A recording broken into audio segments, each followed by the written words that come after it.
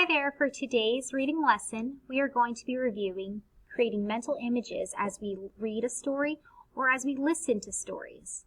Now, I know we've gone over this before. I know Miss Nungusser's gone over this and I've gone over this, but why is it important to go over these different concepts, these different topics again and again?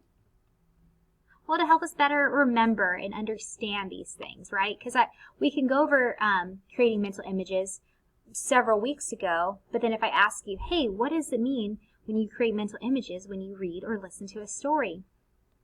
Well, you might forget. You might need a refresher. So that's why we review these different topics over and over again to help us to better remember and understand them, okay?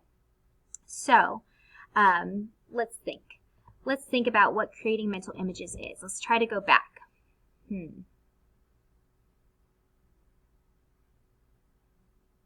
All right, and if you didn't remember, that's okay. We're going to review it today.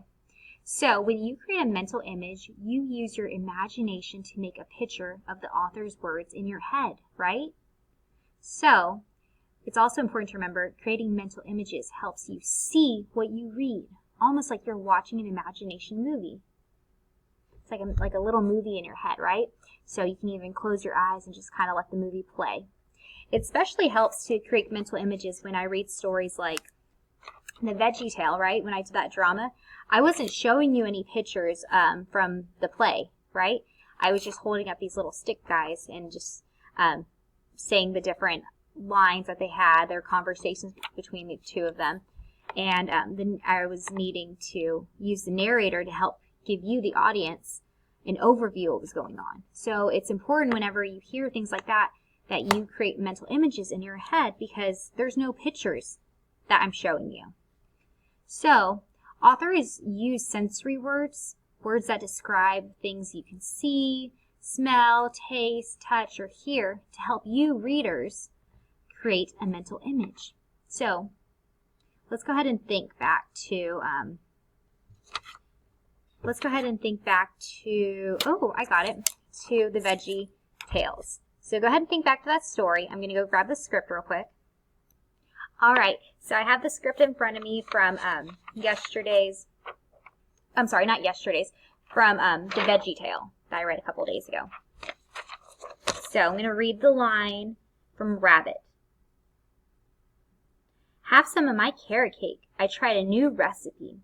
And then the narrator says, Rabbit served Skunk a hot cup of tea as well as some freshly baked dessert. So think of that, hot cup of tea.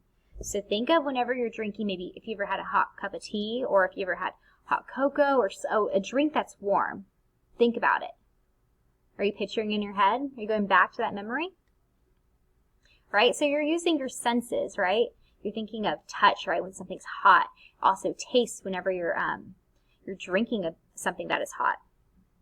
And then a freshly baked dessert. Has anyone in your home ever baked something and it comes straight out of the oven and it smells so wonderful? I just made some pumpkin bread. There we go, pumpkin bread the other day, and it filled my house with like the smell of pumpkin, and it smelled so good.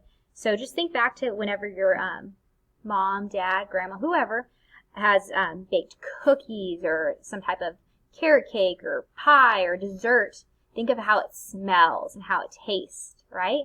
So create those mental images in your head. Are you doing that? Great.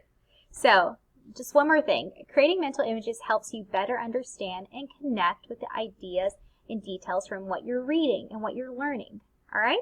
So I hope you like this little review over creating mental images. I know it can be, some of the words can be kind of tricky, but basically what I would like for you to take away from this is when you create mental images, you make pictures in your mind to help you remember what you read. Okay? Have a nice day.